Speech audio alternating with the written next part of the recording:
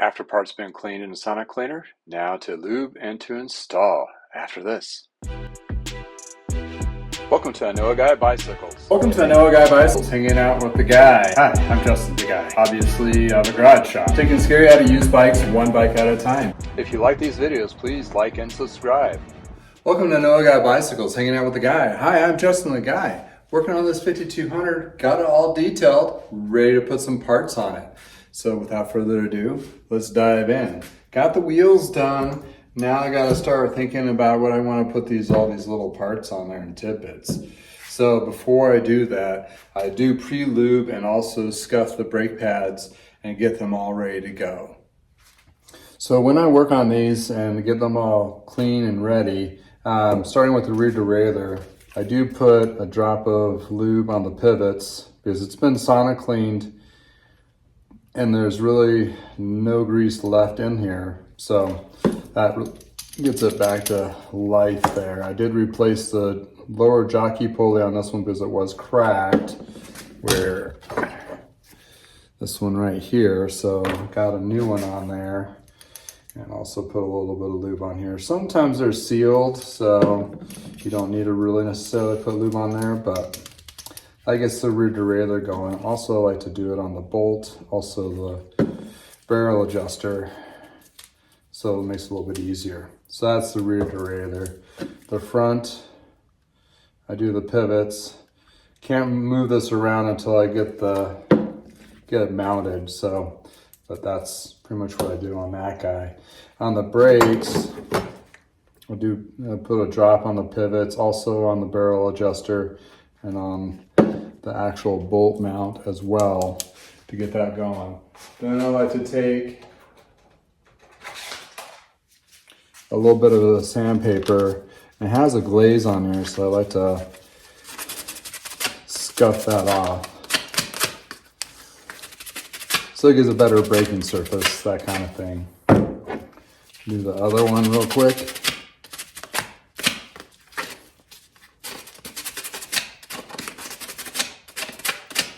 Like so. And go ahead and lube this guy up.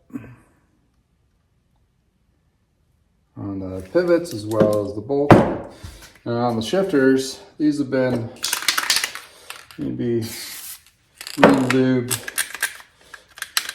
because the sonic cleaner is taking all the lube out of there, which is good because it was all caked up before.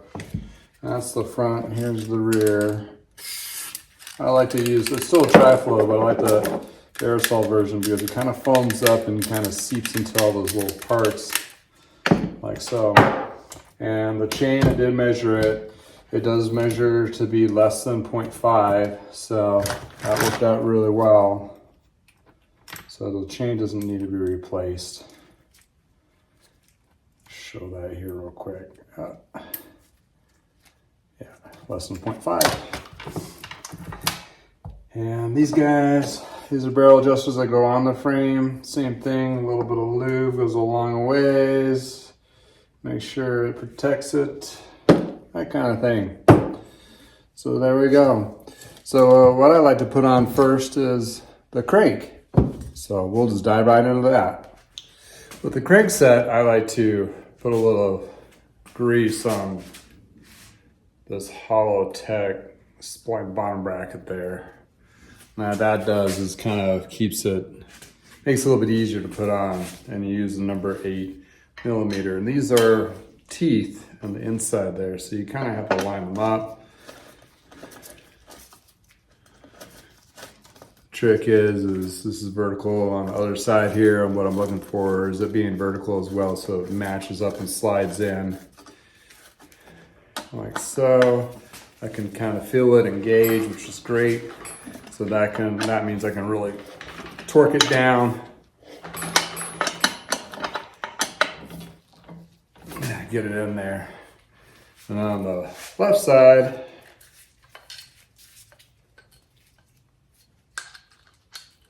same thing. These have what they call a self-extracting cap. So you can take these off without using a crank puller. But if you need to, these screw out, so you can use a standard crank puller There's two types. Well, there's several types of crank pullers, but for this vintage, there's two types. And this one's for the Holotech bottom bracket one, which is a little bit bigger. New standard. So there's that. Ready to go. Oh, and one other thing, I need to put the cable guide on there. Cable guide. These made little nice fancy ones. They were made out of stamped steel. It's chrome polished.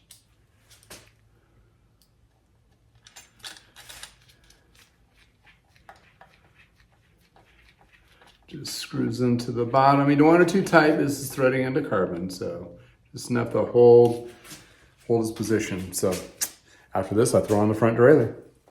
The front derailleur is what they call a direct mount or a braze-on. So it doesn't have a clamp. It's already built into the frame itself. So what you do is you just put this little booger on there. And when these were new, they had a little piece of tape on there, a little piece of plastic with 2 millimeter marking on it. So you knew how far up. Basically, you want to be two millimeters above or 3 millimeters above the big chain ring. Then also centered in this plane as well. So height and angle. That looks good and it feels good. There we go. Front derailleur on. Now to the brakes. The front brake, I like to put a little bit of grease on the actual mount here, or the bolt. So when it slides in, it doesn't get too corrosive. And you just tighten it back up. And I don't tighten these up all the way because when I do have the cables and housing routed, then I can adjust it. And I just needed to have it hold into place, like so. Onto the rear. Slide that in there. Same thing. Tight, but not too tight. Just enough to hold its place so I can maneuver it back and forth. And once it's adjusted, I can lock it into place on that. So on this guy, I'm going to switch out the handlebars. It's the old Icon with a generic stem on there. So I've already removed those, but in the process, since I'm already taking this apart, I'm going to check this headset and clean it and re-lube it. By doing that, I just pull it out. And these are cartridge bearings, so it's not going to be really much maintenance to them per se. Just a little bit of cleaning and wiping down and inspecting. So the bottom bearing feels pretty good. Wipe off the excess grease. The front one feels pretty good. And there's this little guide or cone. And these do pop out like so. So I want to clean that out.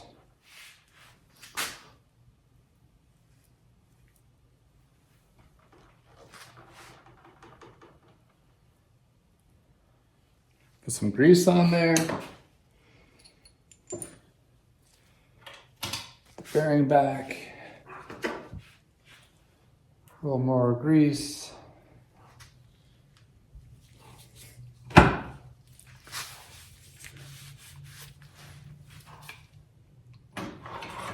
Get this back up.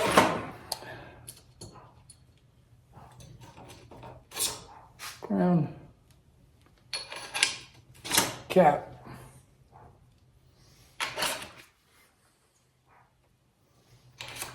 Spacers.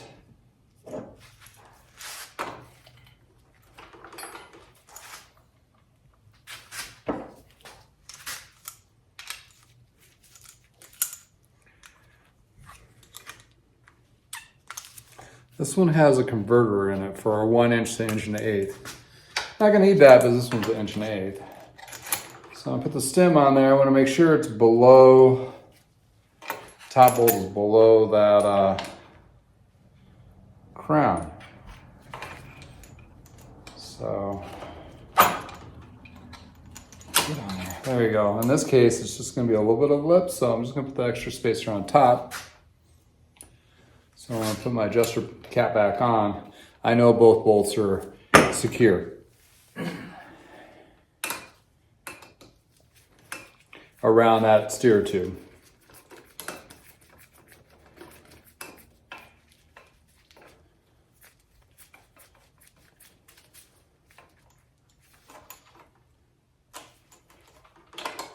And we'll adjust that when it's all assembled with the wheel on there, so I can make sure it's tight but not loose and smooth. I know, it sounds kind of weird, but that's how it goes. Now I'm going to get my little cable stops put on. These have two different types. So the barrel adjuster one here, threads, it goes onto the front derailleur. This one's the rear derailleur one, which is notches. So those just go on top, like so.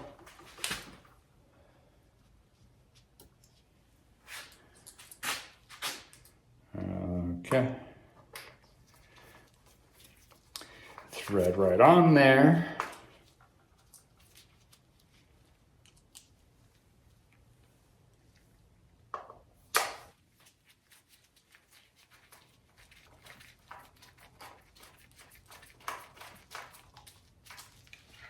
Like so. So by doing that, this is 4 bolts.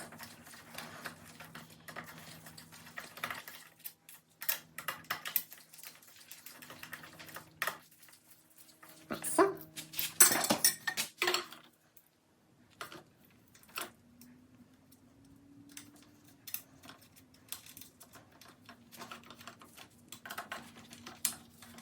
And tighten these 4 guys down.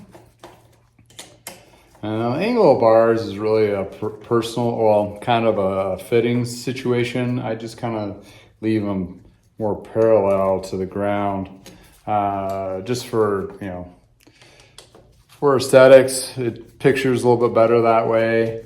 And then we can do those adjustments when somebody buys it and needs to do a little bit of fitting adjustment on that. But I kind of do the standard straight down or straight across. And these are angled with extra grip on them. It's pretty nice little bars.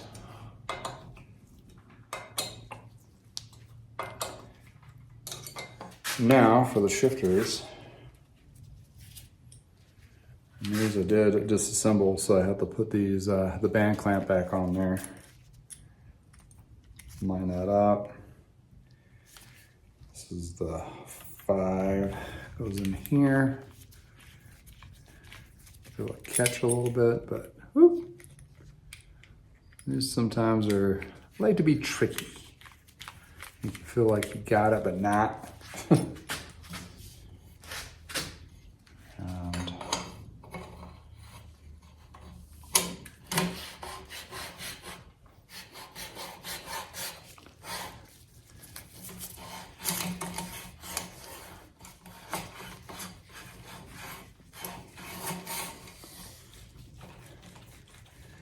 I'll line these up where the housing for the brake will fit into here. It's kind of just give that gauge. I'm just going to snug that right there for a second.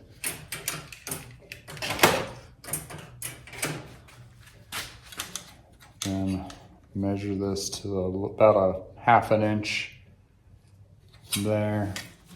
Tighten it down. Same thing on this guy.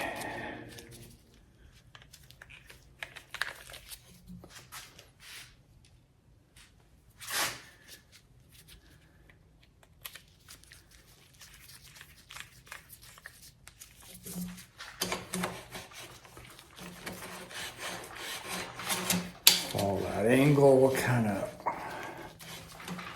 massage it up the bend. There we go. These two can be a little tricky. Yep. And these I can do adjustments too when I start stringing the cables. So the rear wheel goes in these dropouts, flush, tighten your quick release.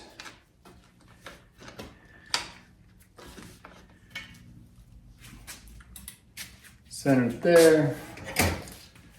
My derailleur hanger alignment tool. And this is where I measure the rim with the pivot here. And this one is bent in. You don't want to go too crazy because this is not replaceable without a lot of trouble.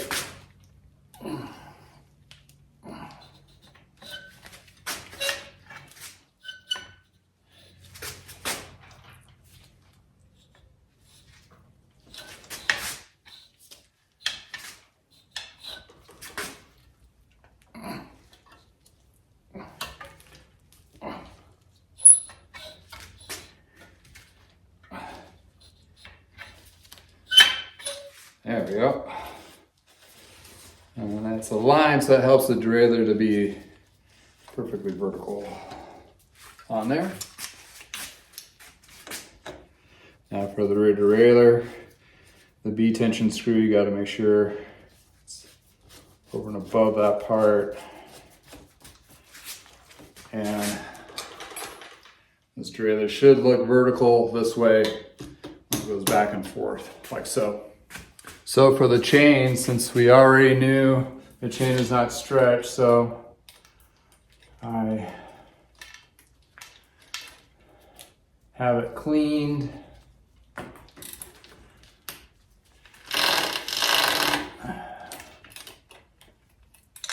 And then I'm going to use a quick link to attach it. So when it needs to be cleaned again, it's a lot easier to use.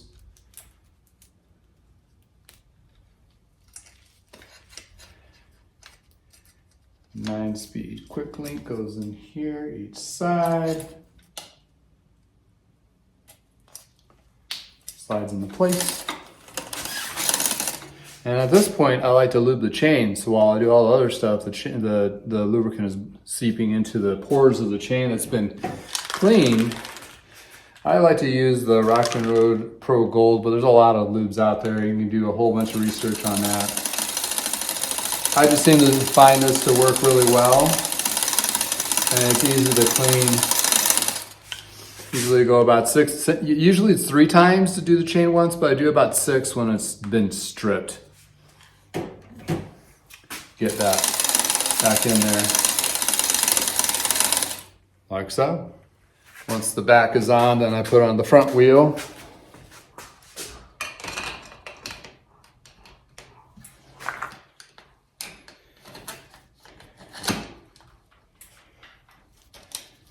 Tighten the skewer so when you flip it over, it catches halfway. Make sure it's flush on the dropouts, and good to go.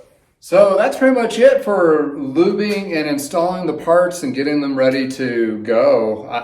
In this particular video, that's pretty much going to cover. The next one is going to be the stringing of the cables and also wrapping the handlebars. And at that point, then you do your minor adjustments and make sure it's all fine-tuned. And after that, you're pretty much ready to go. But this bike has really turned out really pretty. The paint is, actually the clear coat is really buffed out, and it actually pops really well. It's really, really shiny and nice. All those little chips, they had a lot of little chips and some little scratches, but a lot of them did buff out really smooth. You can really only tell them in like a direct sunlight or if you're really looking for them.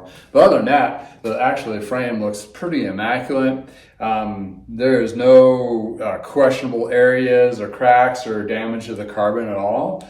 And actually, this is definitely a diamond in the rough. It looked kind of sorry when I first got it. I did inspect it pretty well. Didn't find anything major. Fingers crossed with every bike, you never know. But for this particular case, it turned out really well. So, without further ado, on to doing cables and housing and wrapping the bars. But for right now, thank you for spending the time with me. If you like these videos, like and subscribe. Thank you. Have a wonderful day. Until next time, from the garage.